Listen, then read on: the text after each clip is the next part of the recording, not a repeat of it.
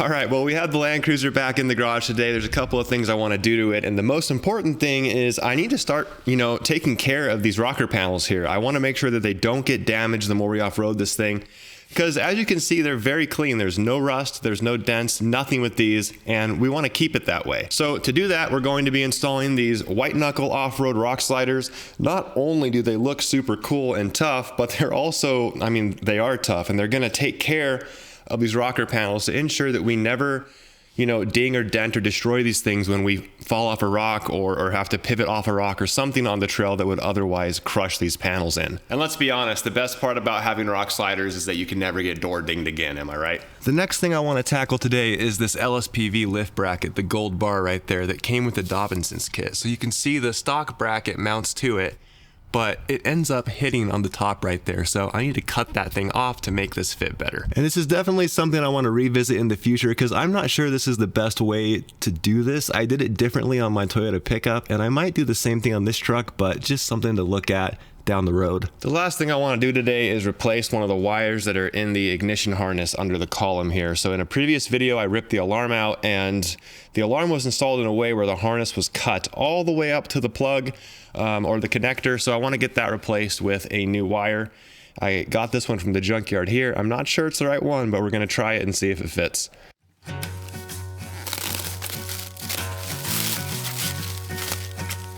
These sliders are just beefy. They are completely overbuilt and have an overall very impressive build quality. Let's go over some of the dimensions real quick.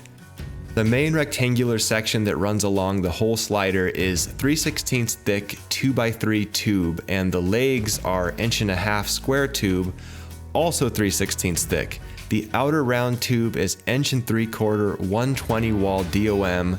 It comes with a kick out, and the mounting plates are 3/8 thick.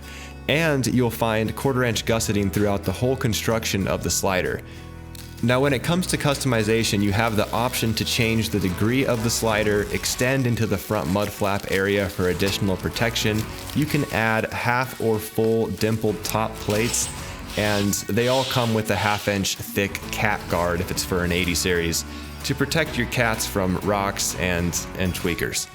As a small content creator, I'm honored when companies want to work with me and support the channel, and I'm excited to announce that White Knuckle Off-Road has offered a discount to the audience good for 5% off any of their products. Just use the code on the screen or in the description of the video below. They've been amazing to work with, and it feels good to have handmade American products on my 80 series built by fellow 80 series enthusiasts. So I'd like to extend a huge thank you to Natalie, John, and the whole team over at White Knuckle Off-Road. Let's go ahead and get these things installed.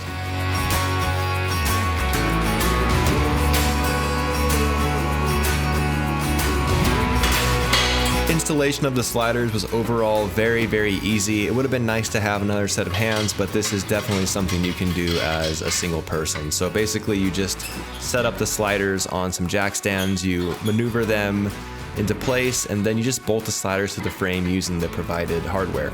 The passenger side of an 80 series does have a 4-bolt frame mount that kind of wiggles up behind the catalytic converters, but other than that, the sliders are just held on by U-bolts and grade 8 hardware.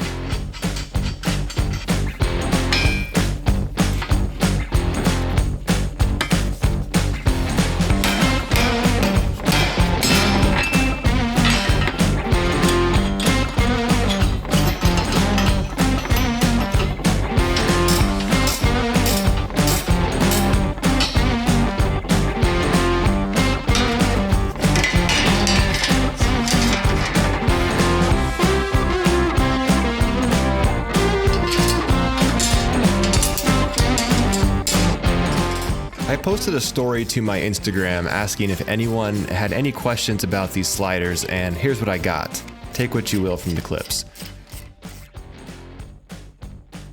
They actually fit up pretty tight. I used a 14mm socket as a spacer between the rocker panel and the slider to keep it straight from front to back. I could have probably closed that gap up quite a bit. You do have some wiggle room. They will cover part of the area where the front mud flap was. You have the choice on the length of the slider if you want to keep the front mud flap or remove it. On my sliders, I did choose to remove it, and you can see that it kind of does cover that area right there without getting too deep into the wheel well.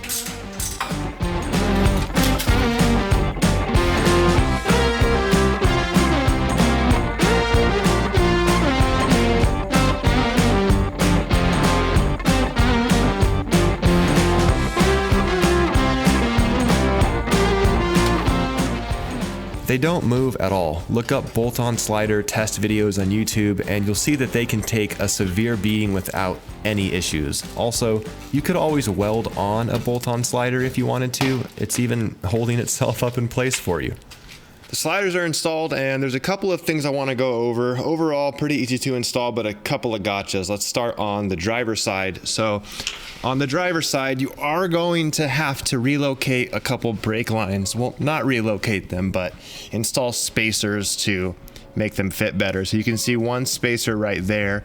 And the reason why you have to do this is because the U-bolt needs to go under the brake lines, of course, so you don't just clamp it in the frame.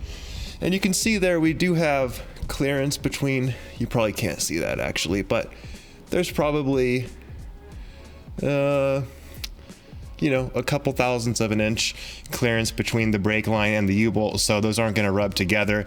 And the gotcha on this side is this bolt up here by the gas tank, so let me show that to you.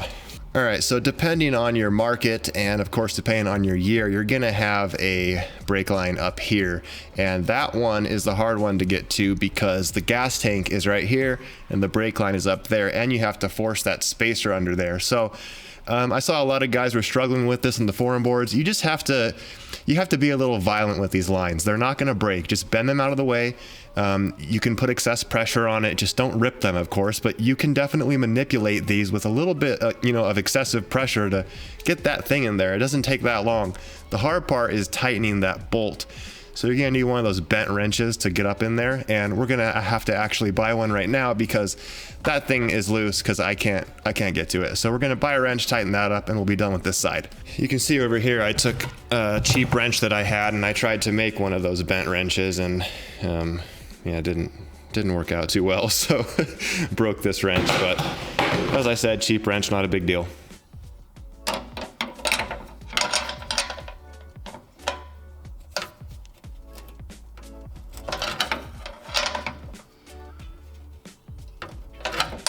Now on the passenger side, again, there's a gotcha, but it does depend on the year that you have, and it has to do with the cats. And basically, no matter what, the cats on these things are a stupid design, but they're specifically stupid on the earlier years like mine. So you can see here, there's this cat guard bracket that goes behind the cat, and it mounts to these 4 bolts in the frame right there. And it's not that bad, but the camera is making it look a lot easier than it is. So you can see, and there's not a lot of light down here, so I'm trying to show you, but this is only about a finger of clearance between this flange and this bolt here.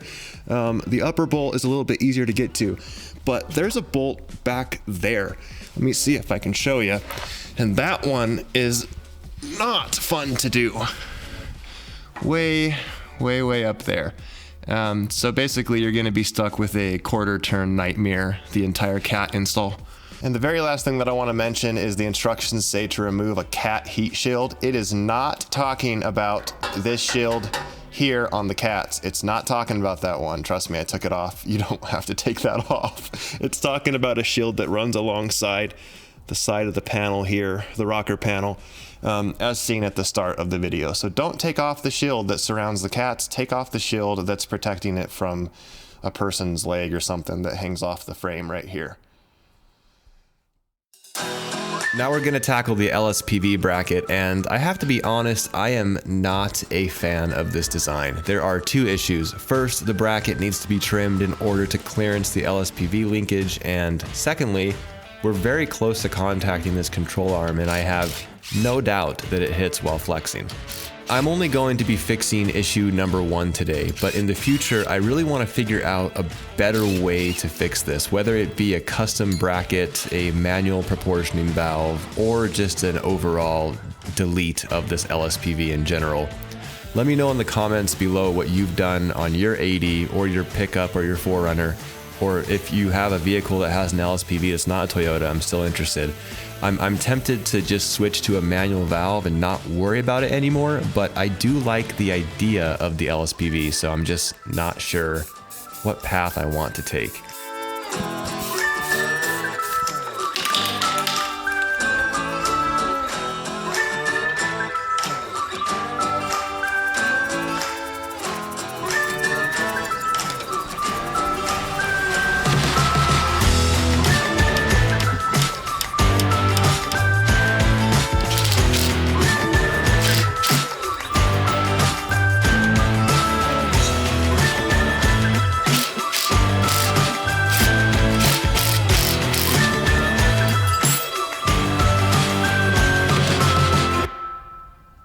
So with the LSPV done, there's only one more thing I want to get done today, and that is the ignition wire. So I picked up 2 wires from the junkyard, and they're both different colors. The black one is the correct color, but the white one is a longer run, so we might use this. Now, these look like the kind of terminal that go into that connector, but I'm not 100% sure, so I guess we'll just take it apart and find out. If it's the wrong one, we'll just leave it. If it's the right one, we'll splice this one in and repin it into that connector. So we're also trying something new today. I got this little microphone right here. Should make it easier to record this kind of stuff. So when you're under a dash or under a car, or you're flipping a camera back and forth repeatedly like I have to do, you have to constantly remove the microphone and turn the microphone because it's directional, and it just makes it really hard to vlog and make these videos. So having this on should make it a lot easier to do this kind of work and just all the stuff I do in general. So to be totally honest, I'm kind of fixing a problem that isn't even really a problem. This connector is never gonna come loose. It's soldered in there, but it just bothers me. Come on out of there. It just bothers me how it is done.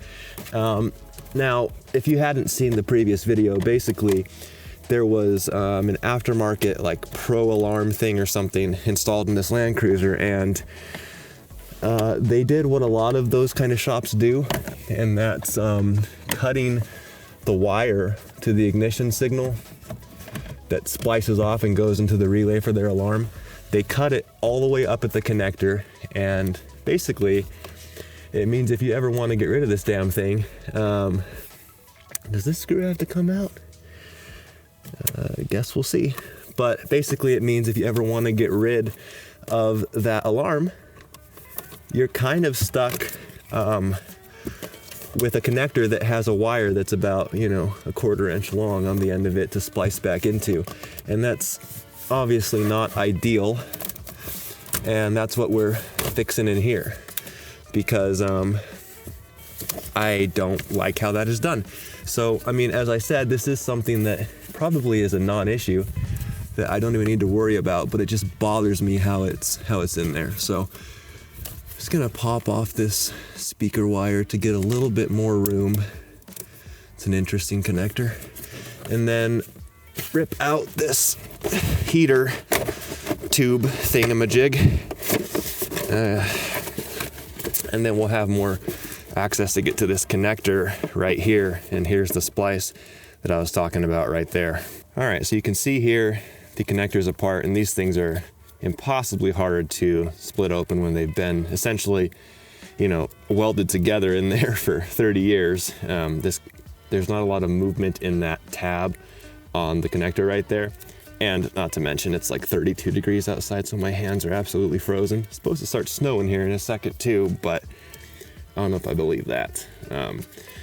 So it's soldered right here, and then these 2 splices are where it was going off to that relay. And you see what I mean? They cut it right up next to that plug. So I really want to get that swapped out So we're gonna depin this guy, hopefully without any damage, and pull that harness back, it looks like, just a little bit. Might even be able to crimp it in right here.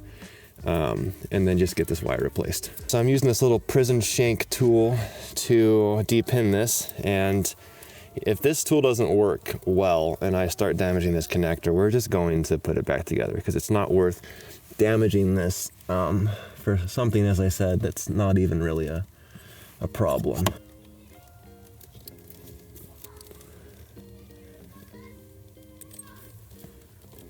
Well, there has been a change of plans. As I said, I'm not willing to destroy this connector just to replace a wire. That's not even an issue. So I started destroying the inside of that tab right there. It still clicks and everything, but basically, you know, I even have the right tool to do it, and it's just hard to get it out. It's been in there forever, and I'm not willing to make a problem worse. So what I did was I took this little cheap splice, and I just thought, why don't I just remove the whole splice? Because these things, these cheap ones, they hardly even clamp. So you squeeze them with a pair of pliers, you can just take it right out. And then we're left with the original run of wire right there. So we're just gonna install a splice right here, heat shrink it, and we'll be good to go. So we're just gonna use these closed barrel connectors right here. These are a lot higher quality than the ones that were on there. We're gonna crimp it with this pair of crimpers right here, and then cover it with some adhesive backed heat shrink. We should have a really nice splice afterwards. Have our heat shrink up here, have this barrel crimped right here. Just gonna shove this wire in over here, and I know it's really hard to see, but it's getting dark and I don't have any additional light, so you're gonna have to live with it. All right, give it a little tug test, see how it does. It's not coming apart. Just test it a little bit more. Yep, looks like we're good. Got a nice crimp there, crimp there. Yeah, slide the heat shrink over it. And since this is adhesive backed, it'll just give us a little bit more, you know, connection strength right there, because it's going to glue to both sides of that wire. So we got a nice crimp in there.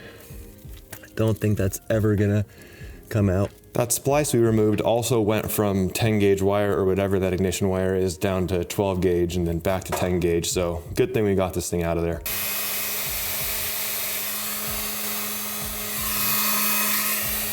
Everything's plugged back in. We got the heat shrink on there. Let's see if the Land Cruiser still starts. This will be the test. Yep, we're good. So I want to end this video talking about soldering versus crimping. And I don't think there's anything wrong with either method. More things in your car are crimped than soldered, of course.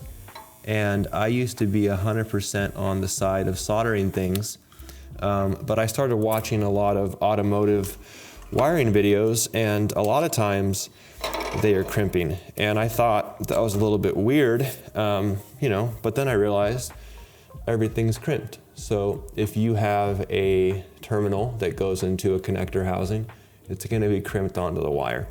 There's nothing wrong with crimps. You can solder, you can crimp, whatever works for you is gonna be just fine. I had a little bit of a bias against crimping for a long time, because the automotive stores, they freaked me out with the bad crimps they sell. I thought everything was that bad, but you have a crimp, it's strong. Like, why is a wire ever going to experience this kind of stress? It's not. And I'm sure I could break this if I tried, maybe. Yeah, you can break it if you try, but the wire failed, you can see that, not the crimp. So they're strong, they're gonna work. You could tear solder apart too, because a lot of the time with soldering, it actually wicks down the wire and it can make it kind of brittle on the edges here. All you gotta do is bend it a couple times and this will break just like that. So a crimp doesn't do that. That's why I wanted to crimp that ignition wire, just wanted to talk about it. All right, guys, well, that's gonna wrap it up for this one. Thank you for following along throughout today's project. It is dark outside, it is freezing, and I'm done and ready to go inside. As always, give this video a thumbs up, subscribe to the channel if you're not already, and I'll catch you guys on the next one. Later.